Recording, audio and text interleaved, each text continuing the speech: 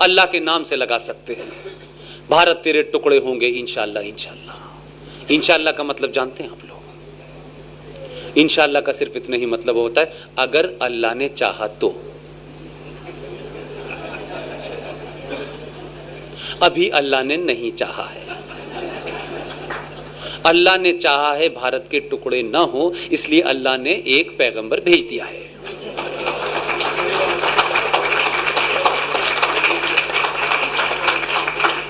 लिहाजा बहाना कोई भी हो सकता है। यह बिल बहाना है आपका।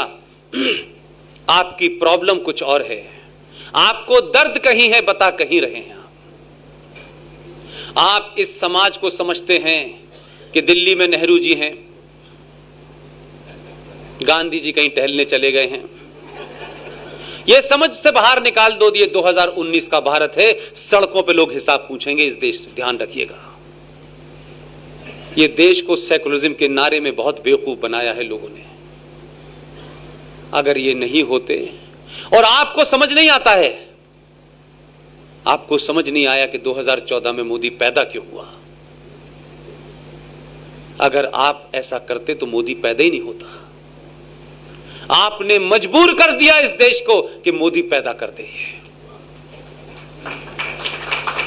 और इतना मजबूर मत कीजिए, मैं फिर बता रहा हूं, अभी भी कहीं ठहरने की गुंजाइश है। इस देश में अभी भी लोग सच को सच कहने वाले हैं, चाहे उनकी अपने धर्म के और अपनी कम्युनिटी के खिलाफ ही क्यों न चाहे।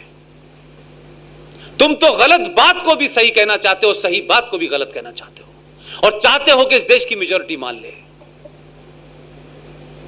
इस समाज को, जो समाज 1000 साल की गुलामी के बाद भी टॉलरेंट है, उसे इनटॉलरेंट होने पे मजबूर मत करो। दुनिया में कमजोर से कमजोर चीज भी उसकी एक क्षमता होती है, उसके बाद फिर वो ये मान लेती है, चाहे मैं मर जाऊं लेकिन बर्दाश्त नहीं करूंगी।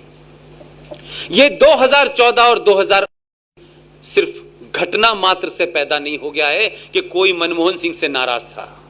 2014 में तो कह सकते हैं, 2019 में इस देश के सनातनियों ने 19 पैदा किया।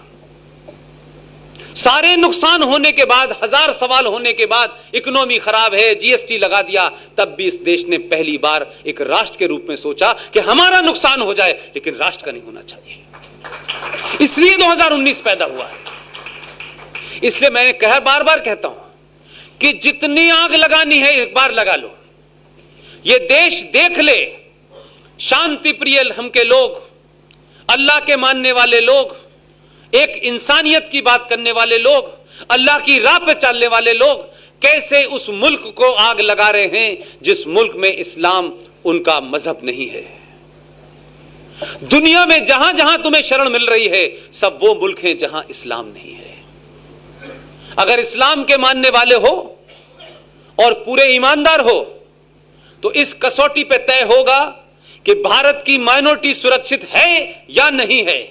हमने तय करा कि पाकिस्तान में माइनॉरिटी सुरक्षित नहीं है, और हमने सिर्फ हिंदू को नहीं, हमने तो क्रिश्चियन तक को दावत दी है कि आप आ जाएं हमारे। और जो हमारे यहां वैलिड डॉक्यूमेंट के साथ आया है, उसके डॉक्यूमेंट एक्सपायर हो गए हो, यह अलग बात है, लेकिन बॉर्डर से छुप के और अंदर से घुस के नहीं आया। इसलिए घुसपैठिए में और शरणार्थी में फर्क है। दोनों को एक तराजू में मत तोलो। अगर ईमानदार हो, अगर हामिद अंसारी नामर्दूद, एक बेहया बेशरम आदमी जिसने इस मुल्क के साथ अपने पद पे बैठे हुए गद्दारी की है, उसके बारे में कम पता है आप लोगों को। ईरान में वो भारत का एम्बेसडर था। छोटी मोटी गद्दारी नहीं है, लेकिन इस देश के सेकुलर निजाम में किसी मुसलमान की गद्दारी को गद्दारी कहना सेकुलरिज्म को गाली देना माना जाता है।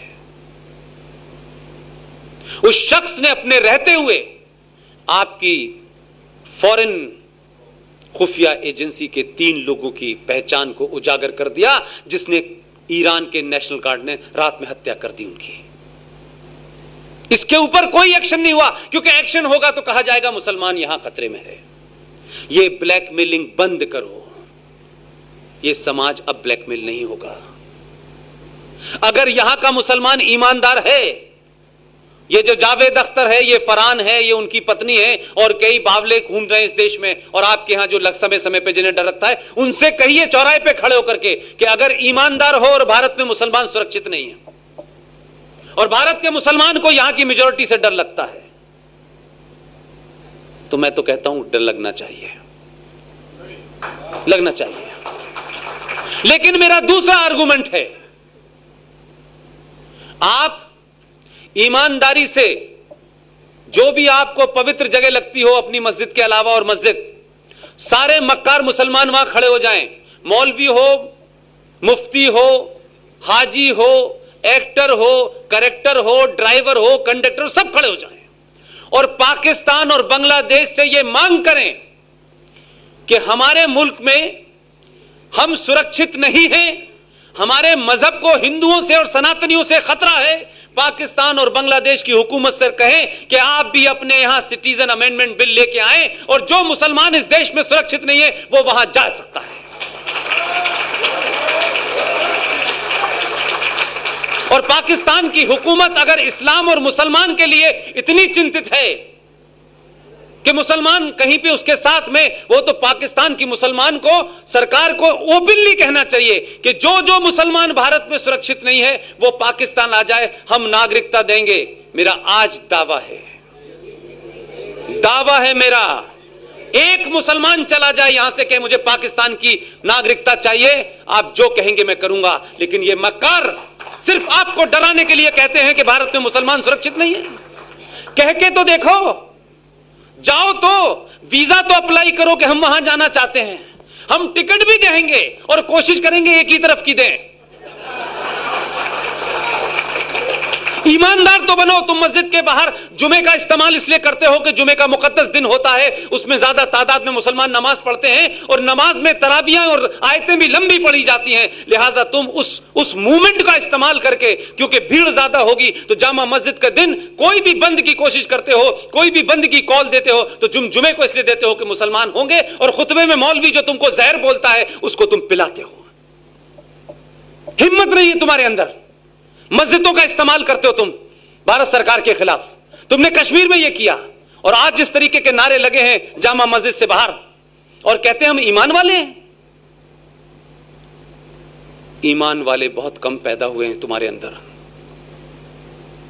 और माफ करना, जो ईमान वाले हुए हैं वो भी हमारी वजह से पैदा हुए हैं, हमारी वजह से पैदा हुए हैं।